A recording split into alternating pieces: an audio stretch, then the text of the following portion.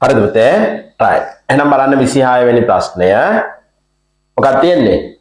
ඔව්.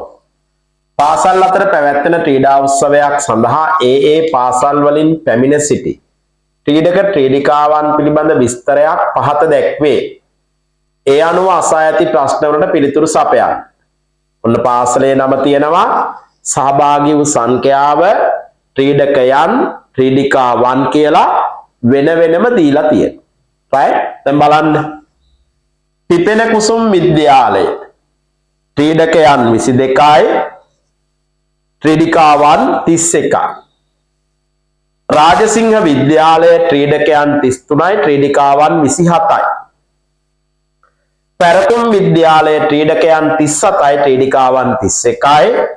ශ්‍රී පුෂ්ප විද්‍යාලය ක්‍රීඩකයන් 41යි, ක්‍රීඩිකාවන් 27යි. සදහම් විද්‍යාලය ක්‍රීඩකයන් 39යි, ක්‍රීඩිකාවන් 29යි. දැන් අපෙන් අහනවා ක්‍රීඩා උත්සවයට පිපෙන කුසුම් විද්‍යාලයේ කොහෙන්ද? පිපෙන කුසුම් විද්‍යාලයේ සහභාගී වූ ක්‍රීඩක ක්‍රීඩිකාවන් හා පැරකුම් විද්‍යාලයෙන් සහභාගී වූ ක්‍රීඩක ක්‍රීඩිකාවන් අතර වෙනස කොපමණද? දැන් බලන්න පිපෙන කුසුම් එකෙන් කී දෙනෙක් ආවද? පිපෙන කුසුම් 22යි 31යිනේ. ඒ කියන්නේ එකතු කරාම මුළු සංඛ්‍යාව කීයද? 22යි 31යි කියන්නේ 53යි. පැරකුම් විද්‍යාලයේ 37යි 31යි. 37යි 31යි කියන්නේ 68යි. එහෙනම් වෙනස හොයන්න. 68න් 53ක් අඩු කරාම කීයද? 8න් 3ක් 5යි, 6න් 5ක් 1යි. එහෙනම් වෙනස අහන්නේ කීයද පුතේ? 15යි. නේ? මේ පැමිණි සංඛ්‍යා දෙක අතර වෙනස කීයද? 15යි. right?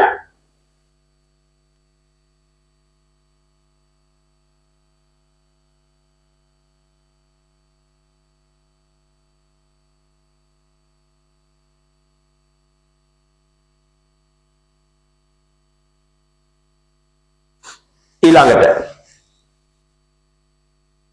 ක්‍රීඩා උත්සවයට සහභාගී වූ මුළු ක්‍රීඩකයන් සංඛ්‍යාව කොපමණද?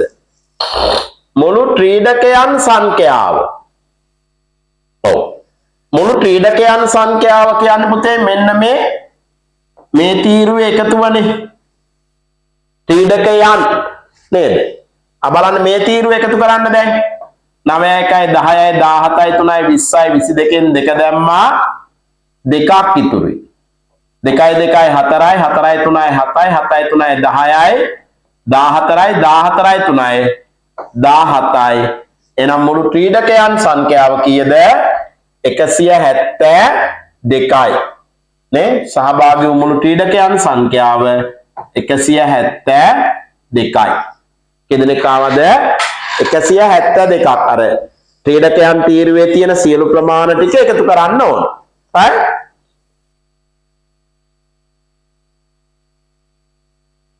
ඊළඟට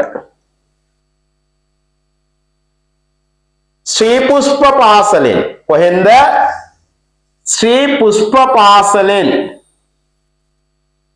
ක්‍රීඩා උත්සවයට සහභාගී වූ ක්‍රීඩකයන් සහ ක්‍රීඩිකාවන් අතර වෙනස කීයද? ශ්‍රී පුෂ්ප විද්‍යාලයේ බලන්න පුතේ, ශ්‍රී පුෂ්ප විද්‍යාලයෙන් ක්‍රීඩකය 41යි, ක්‍රීඩිකාවන් 27යි. එහෙනම් මේ අතර වෙනස හොයන්න මොකද කරන්න ඕන? ඔව්. 41න් 27ක් අඩු කරන්න ඕන. එකෙන් 7ක් අඩු කරන්න බෑ. මෙයාගෙන් එකක් ගේනවා 11යි. 11න් 7ක් අඩු කරාම 4යි. දැන් මෙයා ළඟ 3යිනේ. 3න් 2ක් 1යි. එහෙනම් වෙනස කීයද? 14යි. නේ? සහභාගී වූ ක්‍රීඩකයන් සහ ක්‍රීඩිකාවන් අතර වෙනස 14යි. 14යි.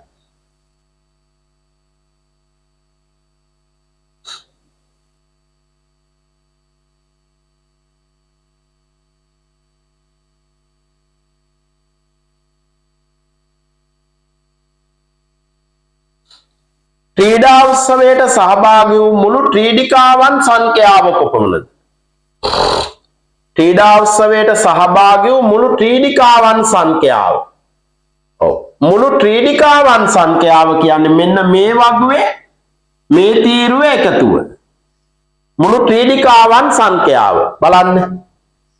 9යි 7යි 16යි 16යි 1යි 17යි 7යි 24යි 1යි 25යි පහ දැම්මා දෙකක් ඉතුරු. 2යි 2යි 4යි 3යි 7යි 8යි 9යි 9යි 3යි 12යි 12යි 2යි 14යි. ඒ කියන්නේ කීයද? 145යි. මුළු ක්‍රීඩිකාවන් සංඛ්‍යාව 145යි. හරිද? 145යි.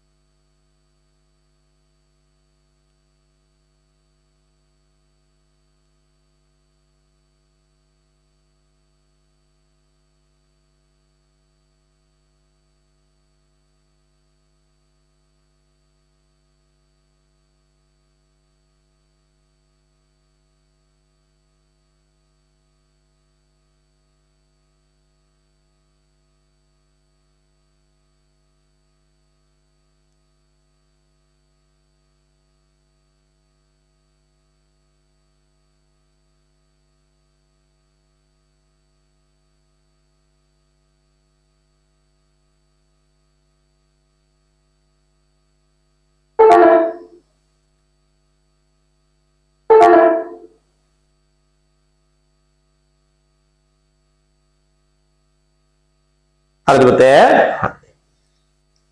ඊළඟට සදහම් විද්‍යාලයෙන් පැමිණි ක්‍රීඩක ක්‍රීඩිකාවන් සියලු දෙනාට දිවා ආහාරය සඳහා කෑම පාර්සල් ගත් අතර එක් පාර්සලයක් රුපියල් 100ක් විය. සදහම් විද්‍යාලයෙන් ආපු සියලු දෙනාට දිවා ආහාරයට කෑම එකක් ගත්තා. එක කෑමයකට ගියාලු රුපියල් 100ක්. ඒ කෑම සඳහා උන්ට කීයක් වියදම් වුණේද? දැන් සදහම් විද්‍යාලයෙන් ඔක්කොම කී දෙනෙක් ආවද කියලා බලන්නකෝ. සදහම් විද්‍යාලයෙන් ආපු සංඛ්‍යාව කීයද? ඔව්. සදහම් විද්‍යාලයෙන් 39යි 29යි. එකතු කරාම කීයද? 9යි 9යි 18න් 8 දැම්ම එකක් ඉතුරුයි 3යි 2යි 5යි 1යි 6යි 68 දෙනෙක් ආවා. සදහම් විද්‍යාලයෙන් කී දෙනෙක් ආවද? 68ක්. ඒතර එක්කෙනෙකුට රුපියල් 100ක් වියදම් වෙනවා නම් මේ 68 දෙනාටම වියදම් වෙන මුදල හොයන්න මොකද කරන්න ඕන? එක්කෙනෙකුට 100යි 68 දෙනෙක් ආවා නම් මේ 68 දෙනාටම වියදම් වෙන මුදල හොයන්න මොකද්ද කරන්න ඕනේ?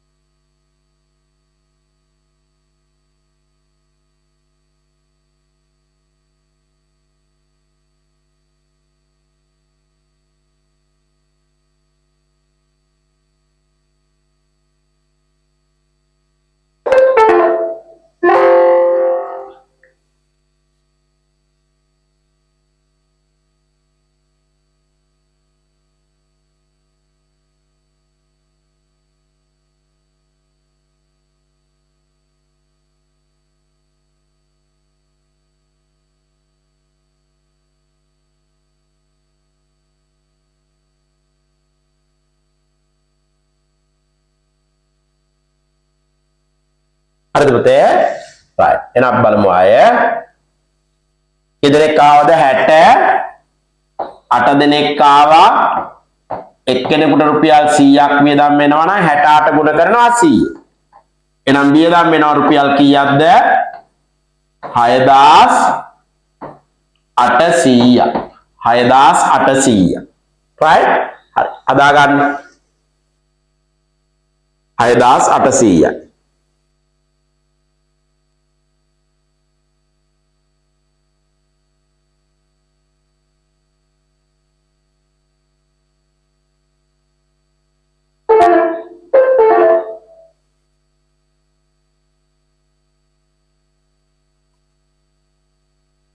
හරි.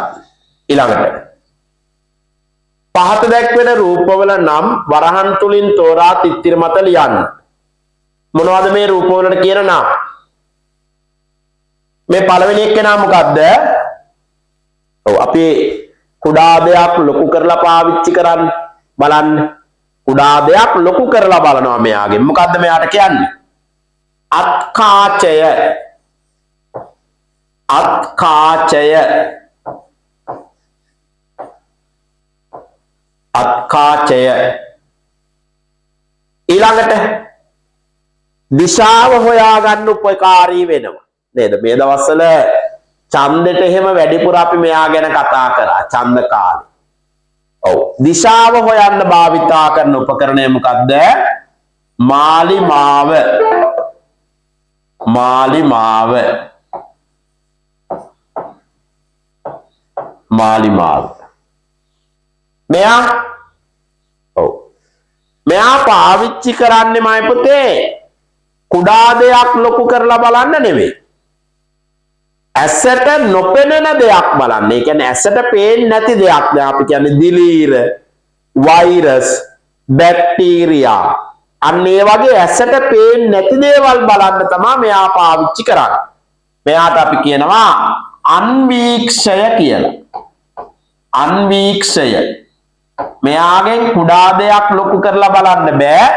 ඇසට පේන්නේ නැති දේවල් බලන්න පුළුවන්. මෙයාට අපි කියනවා මොකද්ද? කප්පිය. අපේ ළිඳේ තියෙන දොඹකරය. ඒකත් කප්පියක් නේද? කප්පිය. වැඩ පහසු කරන්න භාවිතා කරන්නේ කප්පිය.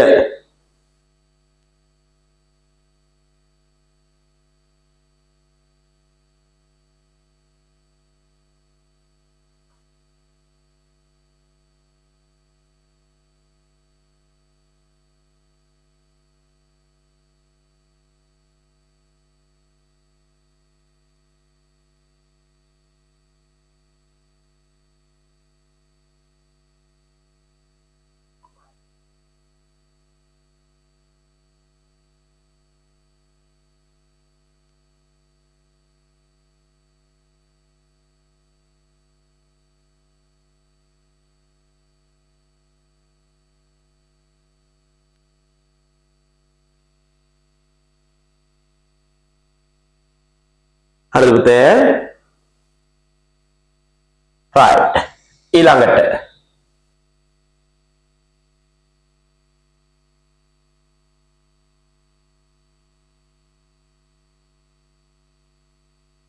කොටුව තුල ඇති වචන වලින්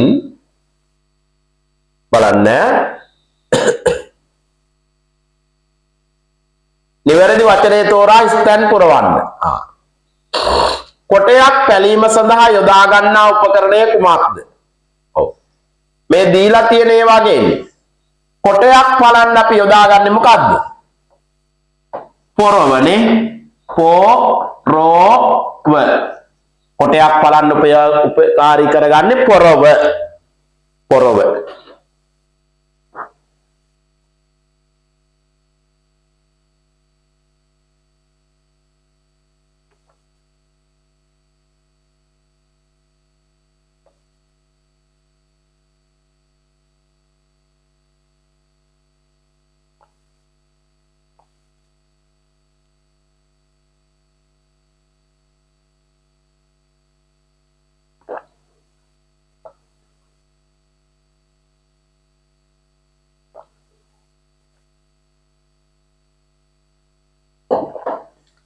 ඊළඟට කඳන් නිරීම සඳහා තනන අට්ටාලය. ඔය ඉස්සර කාලේ ලීරන්න හදපු අට්ටාලේ ලී දාලා හදුවා මැස්සක් වගේ එකක්. ඒකට අපි කියනවා මොකක් කියලාද? පට්ටලය. පට්ටලය. පට්ටලය. කඳන් නිරීමේදී කියත හිරවීම වැළැක්වීමට යොදන උපකරණය. කියත හිරවේ කියලා අර කොටේට ගහනවා මොකක්ද අපි? ඔව් කූඤ්ඤය. මොකක්ද අපි යාට කියන්නේ? කූඤ්ඤය. කූඤ්ඤය. උඩරට නැටුම් කලාවේදී භාවිතා කරන බෙරය මොකක්ද පුතේ? ගැට බෙරය. ගැට බෙරය. උඩරට නැටුම් කලාවේ තමයි අපි වන්නම් 18ක් ගැන කතා කරන්නේ නේද? එතකොට තමයි ගැට බෙරය වාදනය කරන්නේ. ගැට බෙරය.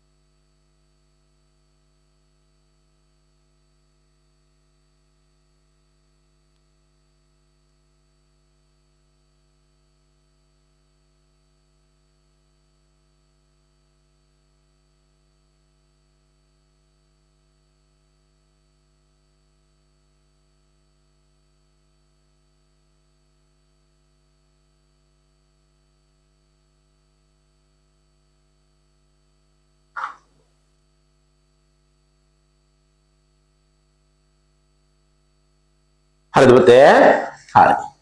එහෙනම් අපි යමු ඊළඟ ප්‍රශ්නෙට.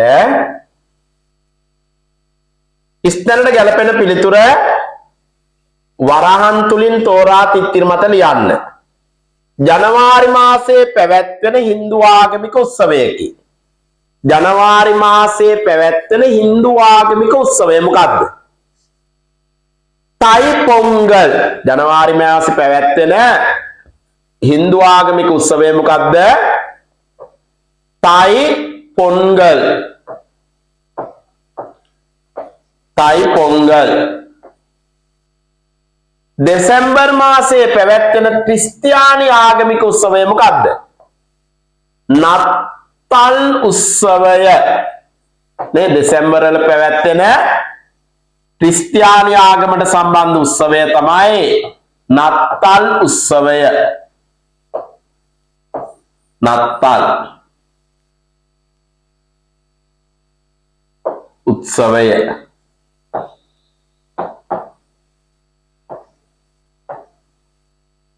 right? මැයි මාසයේ පැවැත්වෙන බෞද්ධයන්ට ඉතාම වැදගත් උත්සවය මොකද්ද? මැයි. දුරුතු නවන් මැදින් බක් වෙසක්. එහෙනම් මැයි මාසයේ පැවැත්වෙන බෞද්ධයන්ට සම්බන්ධ උත්සවය මොකද්ද? වෙසක්. වෙසක් උත්සවය.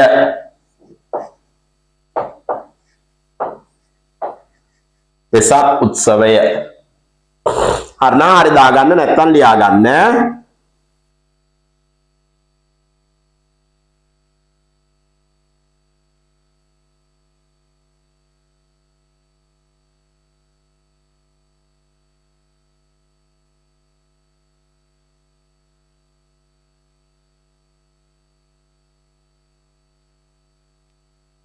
හරිද පුතේ? වෙසක් උත්සවය. right. ඊළඟට එන්න.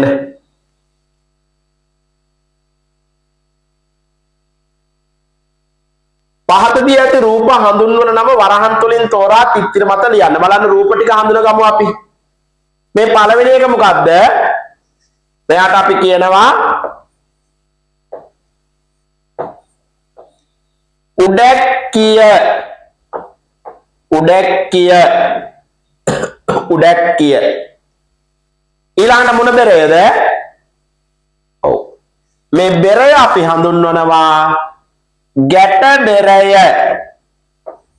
ගැට බෙරය ගැට බෙරය. ඊළඟට ඔව් මේ තියෙන්නේ වයලීනය. වයලීනය නේද? ඊළඟට තියෙනවා සුළඟින් නැත්නම් අපි පිඹිනවා. එතකොට තමයි ශබ්ද එන්නේ. එයාට අපි කියනවා හොරනෑව. හොරනෑව. හොරනෑව. right? හොරනෑව.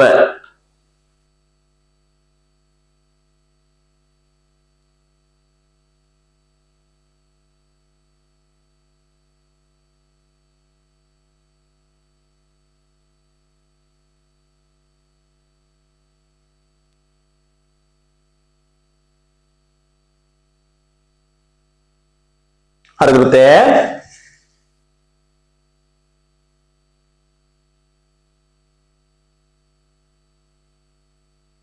ඊළඟ බලමු. ජාතික කොඩියේ කොළ හා තැඹිලි තීරු වලින් නියෝජනය වන්නේ. කොළ හා තැඹිලි තීරු වලින් කවුද? ඔව් මුස්ලිම් දෙමළ හා අනෙකුත් ජාතීන්. කොළ පාටින් සහ තැඹිලි පාට තීරු දෙකින් නිරූපණය කරන්නේ මුස්ලිම් දෙමළ ඇතුළු අනෙක් ජාතීන් නේ. දැන් අපි දන්නවනේ අපේ රටේ මුස්ලිම් දෙමළ බර්ග මැලේ ජා ආදිවාසී ඔය වගේ ගොඩාක් ජාතීන් ජීවත් වෙනවා කියලා.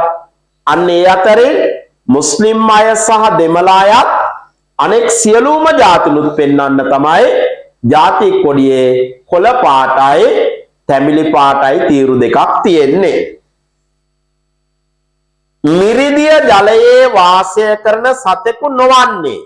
මේ මිරිදිය ජලයේ කරදිය තියෙන්නේ මුහුදේ, මිරිදිය තියෙන්නේ වැවේ, පොකුණේ, ලිඳේ, ගඟේ වාසය කරන සතෙකු නොවන්නේ. එනම් වැව්වල ගංගාවල ජීවත් වෙන සතෙක් වෙන්නේ නැත්තේ කවුද? දැල්ලා. දැල්ලා ඉන්නේ මුහුදේ. ඒ කියන්නේ කරදියේ. දැල්ලා.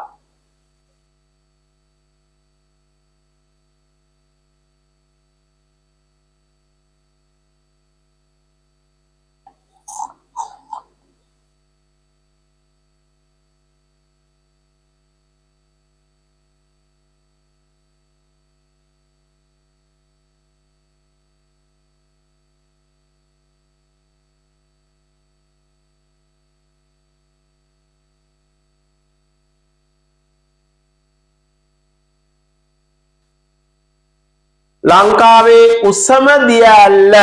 ඔව් උසම දිය ඇල්ල. දැන් අපි හිතන්නේ උසම දිය ඇල්ල කිව්වහම දුන්හිඳ කියලානේ නෑ. දුන්හිඳ තමයි පුතේ ලංකාවේ ලස්සනම දිය ඇල්ල. හැබැයි උසම දිය ඇල්ල මොකද්ද? බබර කන්ද. ඒ උතන බබර කන්ද කියලා තිබුණාට කන්දක් නෙමේ දිය ඇල්ල. බබර කන්ද දිය ඇල්ල. ආණ්ඩියාලින් බහුලව භාවිතා කරන ප්‍රදේශයක් වන්නේ. ඔව් ආණ්ඩියාලින්ද ඒ කියන්නේ පොළොව යට තියෙන ජලය, භූගත ජලය උඩට ගන්න භාවිතා කරන සරල පහසු ක්‍රමයක්. මේවා වැඩිපුරම තියෙන්නේ යාපනය. යාපනය, මන්නාරම අන්න ඒ වගේ ප්‍රදේශවල තමයි ආණ්ඩියාලින් වැඩිපුරම තියෙන්නේ.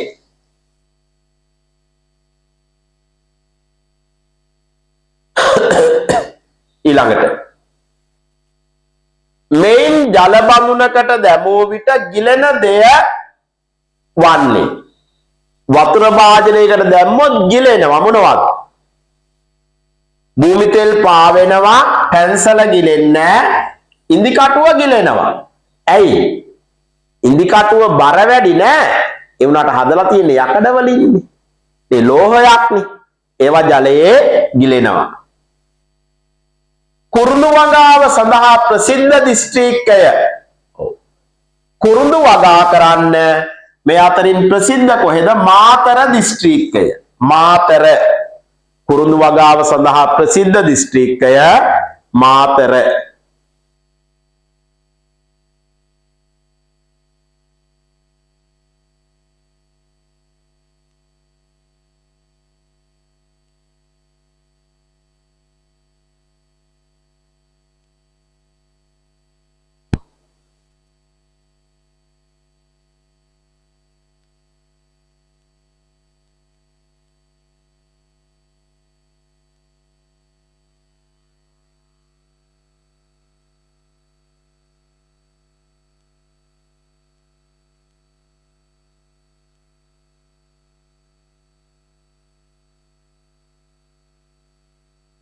ඊළඟට තවාන් සකස් කොට පැල ලබාගෙන පාත්තිවල සිටවන භෝග වර්ගය වන්නේ. තවන් දාලා පැල ඉරගෙන තමයි පාත්තිය හිටවන්නේ. මොනවද? මිරිස්. මිරිස් විශේෂයෙන්ම මිරිස්, බටු, තක්කාලි වගේ දේවල් තමයි අපි තවන් දාලා පැල අරගෙන ඉවර වෙලයි පාත්තිය හිටවන්නේ. මොටෙයන් මගින් පැල ලබා ගන්නා ශාක වර්ගය වන්නේ මොනවද? කෙසෙල්. නේ? මොටෙයෝ කියන්නේ අර කුරුල්ලෝ කියලා අපි කියන්නේ. නේද? මොටෙයන් හිටවලා පැල ලබා ගන්න පුළුවන් කෙසෙල් වල. යකඩ පට්ටම් යෙදූ ලී රෝද සහිත වාහනයක් වන්නේ මොකක්ද? ඔව්. ලී රෝද තියෙනවානේ. තිරික්කලය. තිරික්කලය. කරත්තේ. කරත්තේ පුතේ ලී රෝදයක් මෙහෙම තියෙනවා. හැබැයි මෙයාගේ මේ රෝදේ වටේට යකඩ පට්ටම නැත්නම් යකඩ පතුරක් සම්බන්ධ කරලා තියෙනවා. එහෙනම් තිරික්කලය.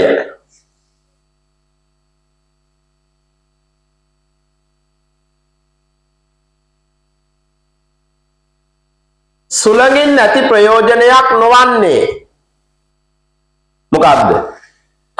සුළඟින් නැති ප්‍රයෝජනයක් නොවන්නේ පරිසරය උණුසුම් කරගත හැකි වීම. සුළං නිසා පරිසරය උණුසුම් වෙනවද? නැහැ. පරිසරය උණුසුම් කරගන්න බෑ. සුළඟෙන් වෙන්නේ පරිසරය සිසිල් වෙනවා නැත්නම් සීතල වෙනවා.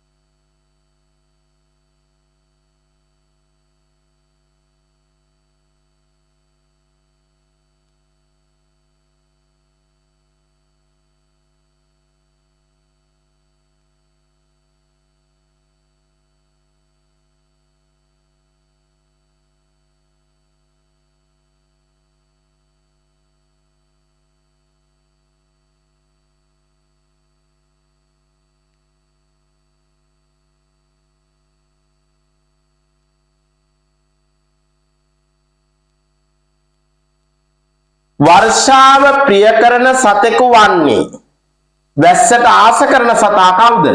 මීහරකා. මීහරකා. එයා වතුරේ ඉන්න ආසයිනේ නේ? මීහරකා.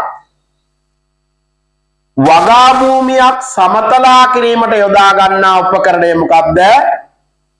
වගා භූමියක් සමතලා කරන්න තල පෝරුව.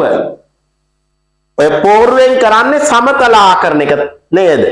දැන් කුඹුරක නම් පෝරු ගාලා කියන්නේ භූමිය මඩ මට්ටම් කරනවා නැත්නම් සමතලා කරගන්න එක. පෝරුව.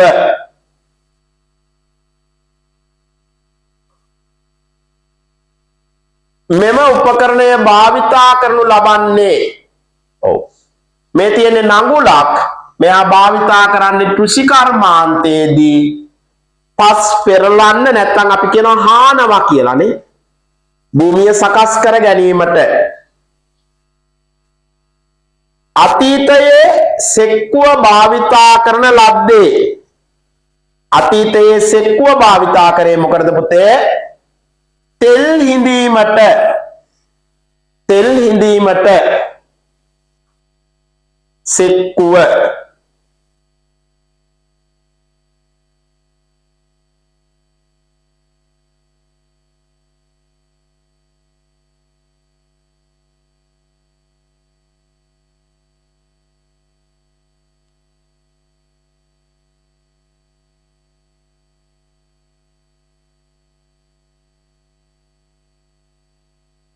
හරිද?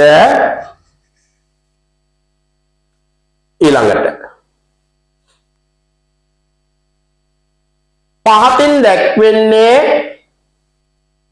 ඉරියව් පිළිවෙලට දක්වා ඇති පිළිතුර. පළවෙනි එක මොකද්ද? ඔව් පළවෙනි එකේ නම් සතුට නේද? දෙවෙනි එක ඔව් අවසාන එක සතුටද නෑ. එහෙනම් අවසාන එකේ තියෙන්නේ ඔව් දැන් පළවෙනි එක සතුට වෙන්න ඕනේ. මෙයා සතුට. අවසානයේ සතුට වෙන්න බෑනේ. ඊළඟට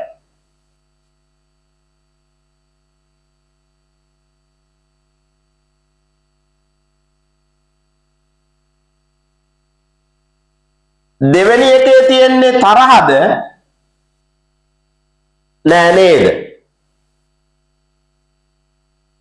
දෙවෙනි එකේ තියෙන්නේ බය වෙලා වගේනේ. ඇස් දෙක එහෙම උඩ ගිහලානේ. උඩ ගිහිල්ලා ඉන්නේ නේද? බය වෙලා වගේනේ ඉන්නේ. ඈ? ඔව්. එහෙනම් දෙවෙනි එකේ තියෙන්නේ බිය. ඊළඟට තරහ. අවසානයේට පිළිකුල. එහෙනම් උත්තරය අංක 3. සතුට, බිය, තරහ, පිළිකුල. පිළිකුල කියන්නේ අප්‍රසන්න බව පුතේ. කැමති නෑ කියන එකයි. පිළිකුල් කරනවා කියලා කියන්නේ නේද? ප්‍රතික්ෂේප කරනවා කියන එකනේ.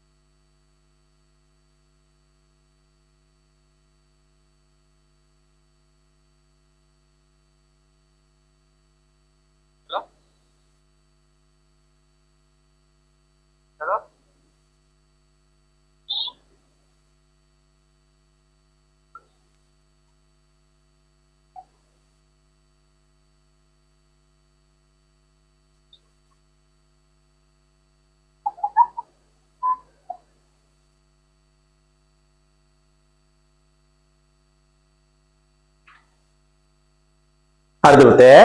right. එහෙනම් බලමු අපි 57. දියෙහි ගිලෙනු අයෙකුට ප්‍රථමාධාර දීමේදී පළමුව කළ යුත්තේ කුමක්ද? මොකක්ද? දියෙහි ගිලෙනු අයෙකුට ප්‍රථමාධාර දීමේදී පළමුව කළ යුත්තේ වෛද්‍යවරයෙකු කරා ගෙන යාම, හොඳින් හුස්ම ගන්නේදයි පරීක්ෂා කිරීම, හිස උස් තැනකින් තැබීම. වතුරේ ගිලුණු කෙනෙකුට ප්‍රථමාධාර දෙන්න කලින් බලන්න ඕනේ මොකක්ද? හුස්ම ගන්නවද නැද්ද කියලා නේ. හොඳින් හුස්ම ගන්නේදයි පරීක්ෂා කිරීම. ඔන්න ඔය වැඩේ කරලා තමයි අපි ඊළඟ වැඩේට යන්න ඕනේ. දැන් දියේ ගිරෙනවා කියද්දි මම පුතාලා දකින්න නැතිනේ පහුගිය දවස්වල නේද? අර දැදුරුවේ ගිරිලා අයියලා 5 දෙනෙක් මැරුණා. 5 දෙනෙක් එකම දවසේ එකම වෙලාවේ එකම තැන. ඇයි? මේ නිවාඩු කාලේ ගමන් බිමන් යද්දි බලාගෙන ඔන්න නොදන්නා තැන් වලින් දිය නෑම අතිශය භයානකයි. අපි දන්නේ නැති තැන් වලින් වතුර දිය නාන්න යන්න හොඳ නෑ. අනිත් එක තමයි පුවරු ගහලා තියෙනවා නම් බෝඩ් ගහලා තියෙනවා නම් අනිවාර්යෙන් ඒවා පිළිපදින්න ඕනේ. ඒවා ගණන් ගන්න නැතුව ඒවා කියවලා වැඩක් නෑ අපි ඊට වඩා පීනලා තියෙනවා කියලා පොරවල් වෙන්න ගියොත් අතිශය භයානකයි. ඒ අයියලා 5 දෙනාම ගිනුණු තැන අපට ඉතා ළඟ දැදුරුවේ හලාවතනේ. හරිද? එතන ලොකු බෝඩ් ගහලා තියෙනවා පුතේ වතුරේට බහින්න එපා, මෙතන බිලි ගන්නවා, ගිලෙනවා. ඔය වගේ ලොකු බෝඩ් ගහලා තියෙනවා. හැබැයි අයියලා 5 දෙනාම ඒකක්වත් මායිම් නොකර තමයි එතෙන්ට බහැලා තියෙන්නේ. නිසා ලොකු ඛේදවාචකයක් නේ. වටිනා ජීවිත දෙමව්පියෝ පව්. ඒ නිසා හොඳට මතක තියාගන්න නිවාඩු කාලේ ගමන් ගියාට කමන්නේ. දන්නේ නැති තැන් වලින් නාන්න යන්න එපා. හරි. එහෙනම් අපි යමු රචනාවට. හිරු බැස යන සැන්දෑවක්.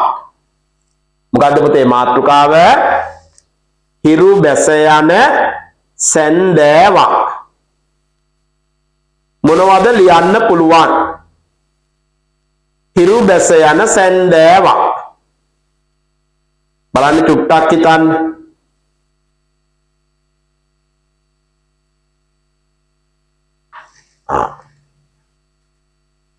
ඉර බැහැගෙන යද්දි මුළු පරිසරයම මොකද වෙන්නේ? දැන් ඉර බැහැලා ගිහිල්ලා නැහැනේ තාම. ඉර බැහැගෙන යනවා. රතු පාට වෙනවා වගේ නේද? එහෙනම් ලියන්න මෙහෙම. දවසේ කාර්යය. කාර්යය මෙහෙමයි ලියන්නේ. කාර්යය. යනු දෙකක් එනවා. දවසේ කාර්යය නිම කර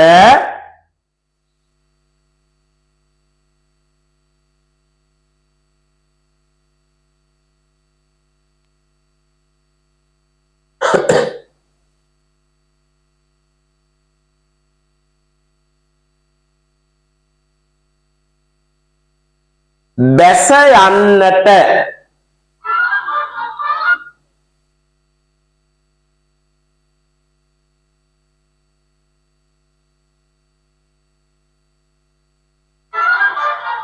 සැරසෙන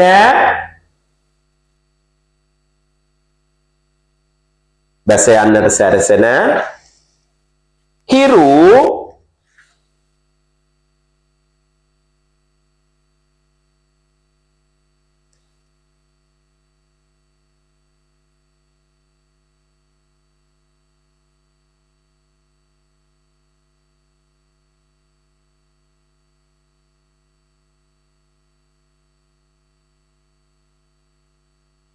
මුළු පරිසරයම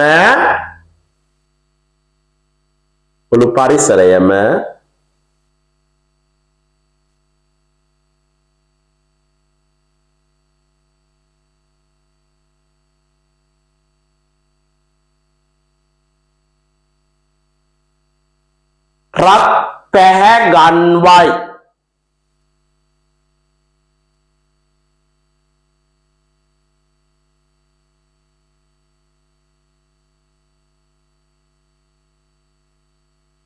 මුළු පරිසරයම ප්‍රත්‍යය ගන්වයි.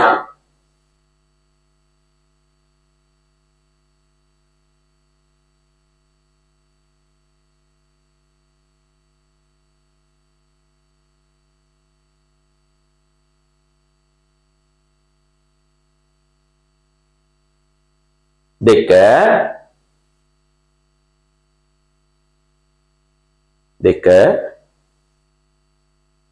උදේ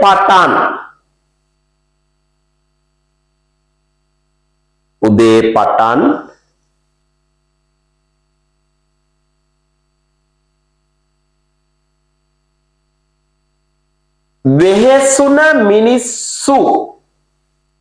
වෙහෙසුන මිනිස්සු දිනයේ කටයුතු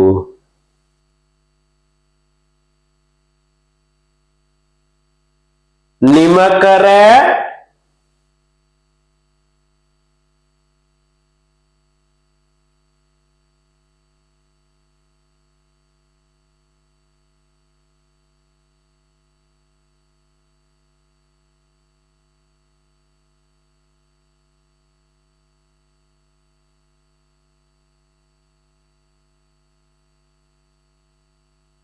දිනයේ කටයුතු නිම කර නිවෙස් වලට යති.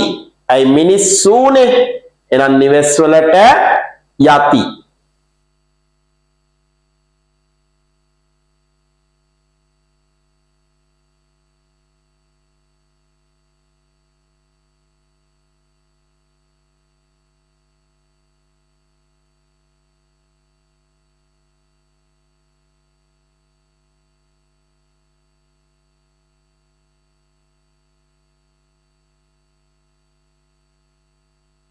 නිවෙස් වලට යති. තුන්වෙනි එක කුරුළු කොබෙය්‍යෝ කෑම සොයාගෙන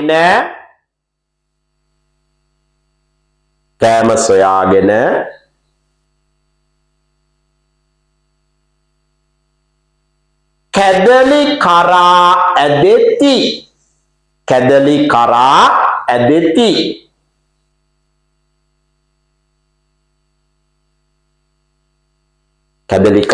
ඇදෙති.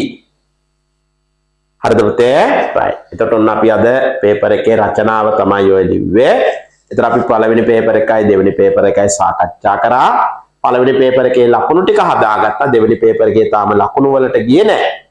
දැන් මගේ පුතාට මේ රෙකෝඩින් එක ආයෙසරයක් බලන්න පුළුවනේ. ඔයාගේ යාළුවටත් බලන්න ෂෙයා කරන්නත් පුළුවන්. right? හරි. එහෙනම් ඔයාගේ යාළුවටත් බලන්න මේ රෙකෝඩින් පාඩම ෂෙයා කරන්න අපි දැම්මට පස්සේ එකත් මතක් කරමින් අදට අපි පේපර් එක ඉවර කරනවා. ලබන සතියේ මේ වගේම පේපර් දෙකක් ලියන්න ලෑස්ති වෙලා ඉන්න. එහෙනම් අයිබෝවන් උත්සන්නයි ඉස්පිටයි